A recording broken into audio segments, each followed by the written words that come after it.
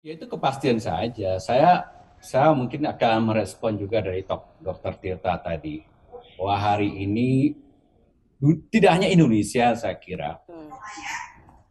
Masalah COVID ini kan dari awal sampai hari sekarang itu adalah tidak pandang bulu negara. Ini fenomena global.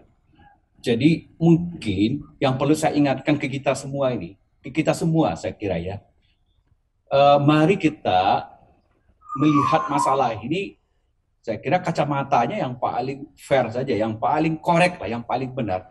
Memang sains gitu. Walaupun secara psikologis ya, memang tidak mudah juga orang disuruh tegak lurus saja memandang persoalan ini hanya dengan memakai kacamata sains gitu. Si banyak orang memakai kacamata politik, kacamata keyakinannya, kacamata kebudayaannya, kacamata politiknya. Tadi sudah diadres oleh Dr. Tita, dan saya kira juga tidaknya terjadi di Indonesia, di beberapa negara, bahwa misalnya ada bias-bias politik yang makin memperkeruh masalah ini juga ada. Nah, tugas setiap rejim ya pas memastikan bahwa itu diminimalisasi saja gitu loh. Jadi dan masalah ini juga akhirnya memang global. Jadi nggak bisa misalnya satu negara misalnya juga egois. Saya juga hanya saya yang beres dalam penanganan COVID. Kalau negara lain juga bocornya banyak, kasusnya merebak di mana-mana. Ini global sudah punya interkoneksi apa? Ya itu sudah keniscayaan perkembangan peradaban. Dunia terkoneksi satu sama lain secara ekonomi, secara sosial, secara budaya. Jadi satu masalah di negara lain nggak selesai berimbas ke negara lain, apalagi secara ekonomi. Jadi bahwa fenomena COVID ini membutuhkan solidaritas global, iya. Nah, di dalam Indonesia juga begitu. Kita nggak bisa memandang nih masalah masalah pemerintah pusat saja, masalah pemerintah daerah saja, masalah pemerintah kabupaten kota. Ini hanya masalah elit. Semua orang punya kontribusi untuk apakah COVID ini akan apa kita melewatinya dengan cara yang lebih benar, katakanlah gitu, atau kita menempuh cara yang lebih salah. Apakah kita berkontribusi untuk memperingan atau memperburuk? Nah, itu tergantung pilihan kita masing-masing. Oke, itu yang ingin saya katakan. Ya, saya kira betul gitu ya. Ini menjadi diperparah dengan yang saya sebut tadi, ada bias-bias politik, ya, ada bias-bias agama, ya, bias macam-macam lah ya. Nggak perlu sebenarnya. Tidak tidak seluruh orang bisa bertegak lurus dengan memakai kacamata sains, itu yang lebih penting kan hari ini. Artinya sains itu rasional, itu loh, rasionalitas itu. Nah, jadi kalau ada seruan hari ini, walaupun belum tentu juga bisa gitu ya, saya menyeru ya gitu. Oke, let's being rational. Setiap orang di Republik ini, ya, walaupun itu nggak mudah. Jadi kalau yang belajar psikologi paham gitu. Ada yang namanya self-serving bias, seperti tadi itu yang disebut-sebut ya. Jadi mentang-mentang di diri dia itu efektif makan obat cacing, itu sudah percaya. Itu namanya self-serving bias atau group serving bias gitu loh. Jadi, oh enggak, di kelompok pengajian saya itu efektif begini loh, sudah percaya. Gimana gitu? Itu masalah-masalah psikologis gitu ya. Usaha untuk merasionalisasi manusia itu kan juga berbanding lurus dengan satu tingkat pendidikan secara umum, ya. Tapi Anda lihat negara-negara maju seperti Amerika pun juga tidak bebas dari masalah-masalah bias tadi, mau self-serving bias, group bias, political bias gitu ya, group oriented bias seperti grup keagamaan dan seterusnya, tertatih-tatih juga. Walaupun sekarang Amerika bisa sukses dengan konsep herd immunity, ya itu jadi catatan kita juga nanti ya. Ya, dia bisa keluar lebih baik dengan herd immunity yang lebih konsisten setelah Trump selesai ya. Nah, oke. Jadi Bilkis, ya, apa yang kita harus seru hari ini? Ya, di tengah misalnya keputusasaan ya, di tengah tadi keputusasaan Dokter Tita juga, ya saya paham gitu loh, Dokter Tita bilang nggak bisa lah, nggak ada lagi yang bisa saya lakukan, pasrah aja. Itu betul, ya. Tadi kita melihat tayangannya siapa tadi itu Pak? Siapa tadi yang mengatakan tadi instrumen ekonomi, instrumen politik, instrumen kekuasaan dan seterusnya itu dalam menangani COVID sudah dicoba semuanya secara saintifik ya, secara effort gitu ya. Indonesia sudah lakuin semua gitu loh. Walaupun optimalisasi urusan lain lagi. Jadi secara konsep udah coba semua. 3T dinaikin ya, 3T dipakai. Pengetatan restriction dipakai ya. Terus prokes dipakai gitu ya. Ini kan senjata melawan pandemi itu apa sih? Mau bolak-balik itu aja. Pertama, ada restriction gitu, ada kunci apapun namanya, lockdown, karantina, pembatasan maksimum, pembatasan minimum, ya itu berbanding lurus dengan penyebaran aja. Kalau gawat, darurat, ya kasusnya nggak terkendali, tutup. Tapi kalau ditutup ada dampak lain, ekonomi, ya. Nah, gimana ekonomi bisa dikurangi dampaknya? Kasih bantuan sosial, bansos berkepanjangan juga nggak mungkin. Karena keuangan negara juga nggak kuat, jebol. Oke, dibuka sedikit-sedikit. Nah, pembatasan sosial berskala, entah itu apa skala besar, skala menengah, skala ringan gitu, ya. Sama juga pembukaannya apakah juga ringan. Nah, itu tergantung kondisi ya untuk menyeimbangkan dua itu.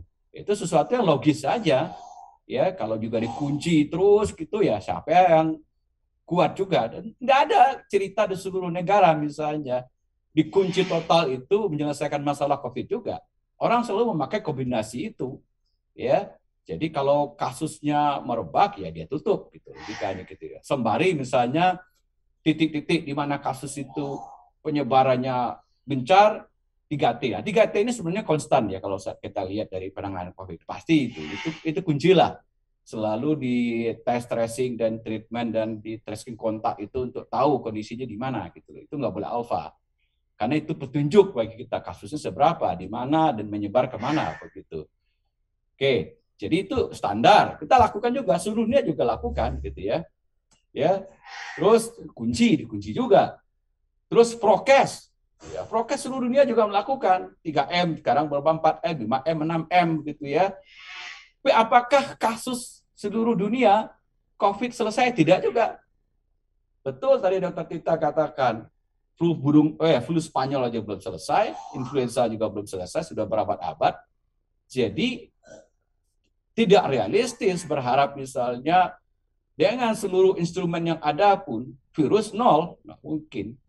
Makanya ada sekarang orang yang mengampu jalan realistis seperti Singapura misalnya. Apa nggak lebih realistis kita berpikir ke masa depan, ini pandemik ini akan berubah menjadi kondisi endemik, dan dalam endemik rasionalitas yang harus dilakukan apa? Ya, mungkin membentengi sebanyak mungkin komunitas dengan apa? Herd immunity. Itu yang dilakukan Amerika sekarang, dia bergerak ke sana. Dilakukan di beberapa negara karena dia paham tidak mungkin mengandalkan prokes 100% itu. Prokes itu butuh pencerahan, butuh usaha kognitif yang besar. Kalau cara psikologi ya, kognitif itu apa? Ingat betul, mindful betul, ya disiplin, paham betul gitu. Ini pahamnya juga macam-macam. Ada yang paham, ada yang salah paham. Ini kan tadi kan, yang salah paham juga 30% itu, Bilkis ya. Yang karena macam-macam lah, karena kiainya bilang seperti inilah, dia percaya gitu loh. Ini kan kacau-kacau juga ya. Mau diapain coba? Ya mau Anda datangkan 100 dokter Tirta, ya dia bilang, saya percaya cuma kiai saya, mau apa? Kiainya nggak mau merubah beliefnya. Anda mau apa? Oke, ada mengatakan orang-orang seperti itu diisolasi aja lah, jangan sampai dia merusak ke orang lain. Nggak juga kadang-kadang mempan. Dia ngomong juga macam-macam. Dia ngomong juga ke publik, dia ngomong juga ke jamaahnya, dia tweet juga. Memang kompleks lah masalah ini saya kira ya, betul gitu ya. Ya, tapi saya ingin mengatakan begini, bahwa situasinya rumit begini dan banyak orang misalnya kehilangan harapan. Kalau saya secara pribadi, saya yakin bahwa di tengah kemelut, di tengah chaos dan semua orang panik, tetap harus ada orang yang menyalakan optimisme. Tetap harus ada orang yang bersikap tenang. Nah, ini penting ya. Jadi saya kira gitu ya. Jadi kalau saya ya pasrah itu dalam konteks tertentu mungkin itu agak sinikal kali ya dalam konteks kita. Atau misalnya ini tamparan buat kita bahwa semua usaha kita sudah lakukan. Ya, secara prinsip sudah kita lakukan prinsipnya. Cuma kita nggak optimal. Nah, itu urusan lain ya. Jadi saya mengatakan bangsa yang besar adalah bangsa yang bisa mengakukan pengaturan publik. Ya, itu tugas kita bernegara. Pengaturan publik ya, yang rapi. Ya, pengaturan publik, undang-undang jalan, ya, segala sesuatu untuk mengatur publik kita lakukan secara baik, ya, public regulation jalan. Tapi itu kan efektifnya pemerintahan. Nah, enggak juga sebelum COVID, enggak juga waktu zaman COVID, sebelum COVID pun bahwa ada persoalan-persoalan regulasi, tata kelola, dan itu kan juga sesuatu yang ada di bangsa kita. Dan kita belajarlah untuk mengelola itu dari waktu ke waktu, gitu ya. Jadi kalau orang hari ini beranggapan, tapi saya mau bisa catatan beginilah, moderator ya, dengan negara yang sudah teratur establis pun tetap juga istilah anak sekarang itu termehek-mehek itu ya Pak, itu banyak termehek-mehek ya, terkaget-kaget ya, dan tidak ada negara yang sangat perkasa saya kira menangani COVID ya. Oke, tapi itu mungkin dibilang itu bukan pemaafan. Nah, tapi intinya berusaha serasional mungkin, berusaha setenang mungkin, ya itu salah satu kunci mungkin. Dan secara psikologis ya mungkin siapa yang menang, tadi sudah diadres sama Riko juga, siapa yang menang? Adalah orang yang punya ketangguhan, resiliensi. Ya, pada akhirnya, baik resiliensi fisik, resiliensi mental, resiliensi sosial politik, resiliensi budaya, resiliensi spiritual. Konsep resiliensi itu adalah ketangguhan, Bapak-Bapak sekalian. Nah, dalam kondisi situasi yang menekan, chaos, tidak menentu, chaotic gitu, chaos gitu, ya apa, dangerous gitu, bencana apapun namanya, adversity, kalau orang-orang psikologi adversity bilangnya suatu masa yang sulit gitu. Yang bertahan itu adalah yang mengembangkan resiliensi makin baik di hari waktu ke waktu gitu loh, bukan diperburuk gitu ya. Nah, itu aja PR kita hari ini. Jadi resiliensi kata kuncinya. Tadi pagi Fakultas Psikologi dalam rangka Dies 61-nya meneliti soal resiliensi ini, dan itu temuan yang terpenting bahwa misalnya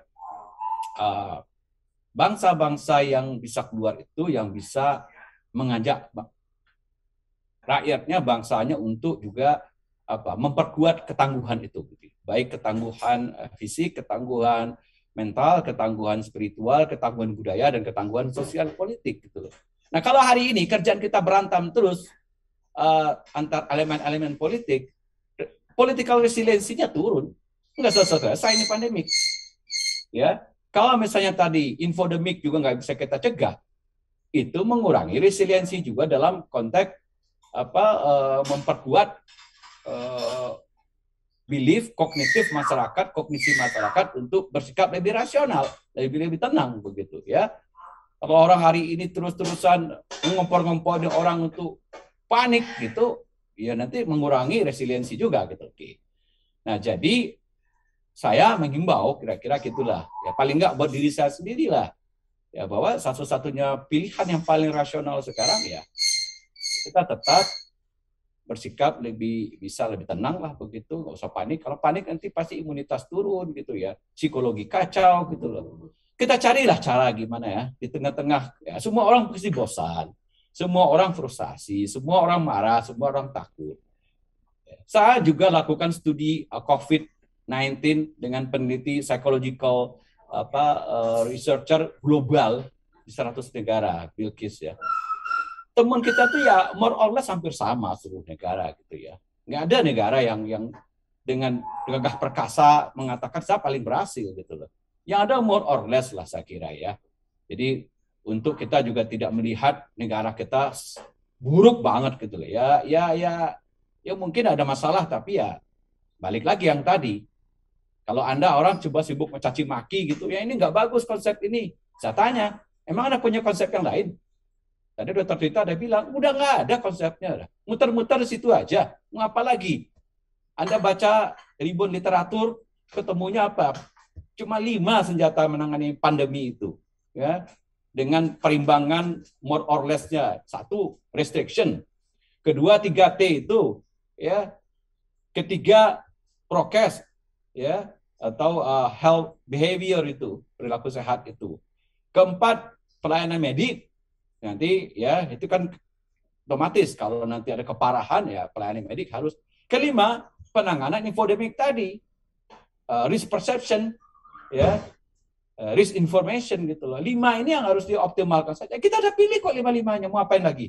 Kalau ada masalah-masalah ekonomi, orang yang nggak bisa makan, bansos, kita udah lakukan juga. Terus mau ngapain lagi? Betul gitu ya, bahwa hari ini banyak orang mengatakan, ya mau ngapain lagi? Ya, tapi oke lah. Tapi satu sikap yang terbaik adalah menurut saya mitigasi sekarang. Meminimalisir gitu loh. Ya, tadi saya bilang, ya kita perlu mungkin ketenangan, ya. Kita bisa meminimalisir itu dengan ya memperkuat ketangguhan masing-masing, ya. Ya baik ketangguhan fisik, ketangguhan ekonomi, ya. Ini juga repot gitu ya. Siapa negara sekarang yang nggak tekor dalam keuangan? Nggak ada saya kira gitu loh. Semua jerit-jerit. Sebabnya Singapura juga memikir, apa nggak realistis kita berpikir bahwa ini suatu saat akan menjadi endemik saja. Dalam kondisi endemik, kasarnya begini, cepat atau lambat semua orang akan terpapar, kira-kira begitu.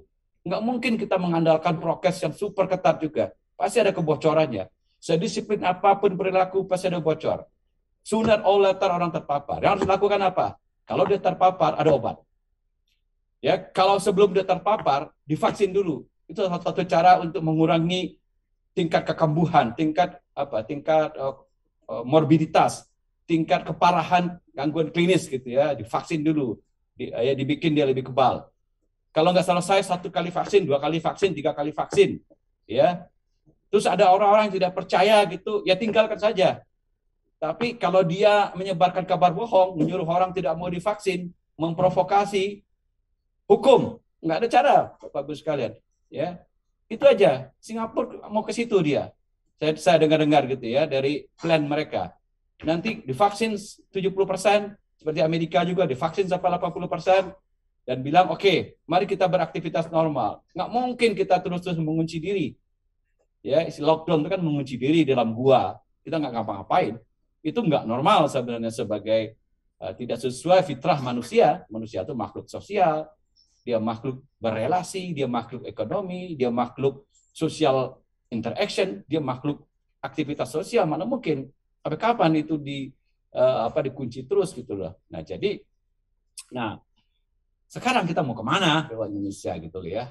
Saya melihat gitu mungkin arah-arahnya akan menuju ke situ juga, ke herd immunity itu. Karena kenapa? Logis Bapak Ibu sekalian. Kalau negara-negara kecil seperti New Zealand atau Australia bahkan misalnya, yang negara-negara kecil gitu dan negaranya sudah tatanannya itu sudah stabil, ya, negara juga lebih efektif dalam banyak urusan, mengandalkan prokes, mengandalkan behavior, itu mungkin jitu gitu atau dikombinasi dengan 3T. Tapi itu bocor juga kan kita lihat. Nggak selalu efektif juga. Dulu Korea berhasil dengan 3T. Tapi kambuh lagi naik lagi gelombang kesekian. Dia tutup lagi gitu loh. Jadi tidak selalu ya prokes. Tapi memang apa sekarang benteng kita yang yang bisa diandalkan? Prokes salah satu. Salah satu dan mungkin yang kalau kita percaya itu sebagai benteng atau vaksin yang sesungguhnya, ya prokes itulah vaksin kira-kira gitu supaya menghindari orang tidak tertular. Dan itu kan prinsip dasar dari epidemiologi, ya, tidak tertular, tidak menularkan. Ya prokes kira-kira begitu, ya. Kedua, kalau itu kambuhnya, kalau itu berat, ya layanan medis. Tapi itu kan layanan medis harusnya kan seperti diskusi kita minggu lalu itu di hilir gitu loh. Ya di hulunya tapi di prokes tadi gitu ya. Kedua yang juga masalah-masalah tadi infodemik tadi itu di hulu itu, dan masalah-masalah 3T itu di hulu ya, dan pencegahan dan seterusnya gitu. Nah, tapi itu juga belum tentu 100% berhasil. Jadi kombinasi itu biasa dalam pengambilan kebijakan soal COVID. Lagi jadi ringkasnya Bapak Ibu sekalian, kalau sekarang kita mau survive ya, Ini kata kuncinya sekarang saya kira survive gitu ya. Kita tidak tahu. Dan banyak kajian memang ya, kalau kita melihat, tidak hanya kajian medik saya kira ya, bahwa tingkat uncertainty ini dari awal sampai sekarang kan memang tinggi. Jadi kalau kita baca jurnal-jurnal medik sekalipun, walaupun saya bukan orang medik ya, agak dekat-dekat lah, saya coba membaca juga. Itu kan juga tidak ada seorang saintis yang jumawa betul mengambil kesimpulan sangat konklusif. Jadi ilmu pengetahuan pun juga istilahnya agak tergagap-gagap juga begitu. Nggak ada orang yang merasa pasti gitu bahwa sesungguhnya ini bisa selesai waktu cepat misalnya. Ditemukan obat juga bisa 100% efektif, ditemukan vaksin juga 100% efektif, nggak ada. Efekasi juga macam-macam. Dua metode vaksin yang saya baca juga orang bisa competing, bisa berdebat mana yang lebih efektif, inactivated atau misalnya modified RNA itu gitu loh. Semua berlomba-lomba aja mencoba gitu loh. Ada proses trial and error di mana-mana juga seperti itu gitu loh. Jadi ya sudah gitu ya. Sekarang kesimpulannya apa? Supaya nggak memburuk gitu. Balik lagi ini. Oke. Please being rasional serasional-rasionalnya. Seberapapun yang kita bisa lakukan, please do rationalizing the society. Kalau pakai. Bisa nggak kita punya tanggung jawab masing-masing? Ya, jadi baik, sebenarnya ya. Sudah banyak cara ya, cuman yes, masalah optimalisasinya saja. Ya gitu. Pertama ya kesimpulannya. Jadi being rasional. Kedua, tenang. Ya, nanti kita akan melanjutkannya lagi ya, Profesor. Ketiga, tingkatkan resiliensi. Nggak ada cara lain. Nah, itu dia. Nanti kita akan membahasnya lebih dalam lagi, Dok, setelah break setelah ini ya.